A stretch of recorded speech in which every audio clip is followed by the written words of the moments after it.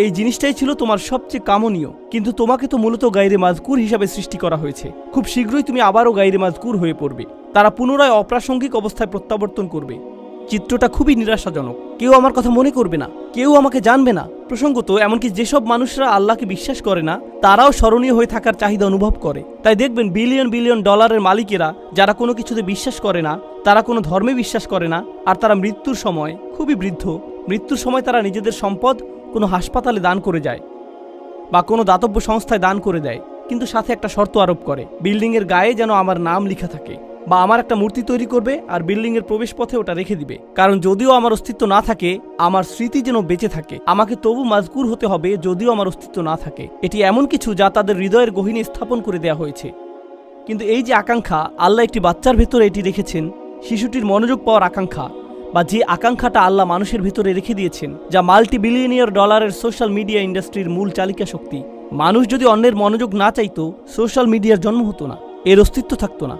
এগুলো শয়তানি কোনো মেশিন না, এগুলো শুধু আমাদের আকাঙ্ক্ষাগুলো খেয়েই বেঁচে আছে। আমাদের এই আকাঙ্ক্ষাগুলো থাকার কারণেই এগুলো এদের মতো করে কাজ করতে পারছে। এগুলো আমাদের কার্যকলাপ খেয়েই টিকে আছে। ব্যাপারটা হলো, আল্লাহ কেন এই চাহিদাটা আমাদের ভেতরে রেখেছেন? এর উদ্দেশ্যটা কি?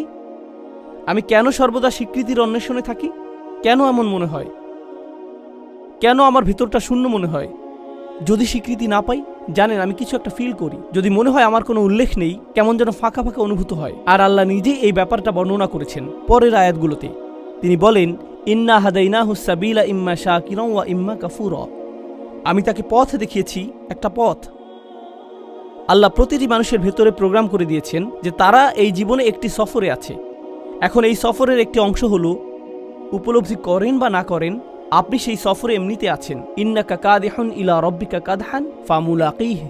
প্রতিটি দিন অতিক্রান্ত হয়ে যাচ্ছে। জীবন একটি সফর। প্রতিটি মানুষ মৃত্যুর দিকে এক পা দুপা করে এগিয়ে যাচ্ছে। আমাদের প্রত্যেক দিন আগের দিনের চেয়ে মৃত্যুর আরেকটু নিকটে। সেই ভ্রমণ স্বয়ংক্রিয়ভাবে এগিয়ে চলছে। এখানে আমার আপনার কোনো নিয়ন্ত্রণ নেই। আল্লাহ ইতোমধ্যে এটা ঠিক করে দিয়েছেন। কিন্তু এছাড়াও রয়েছে আরেকটি সফর।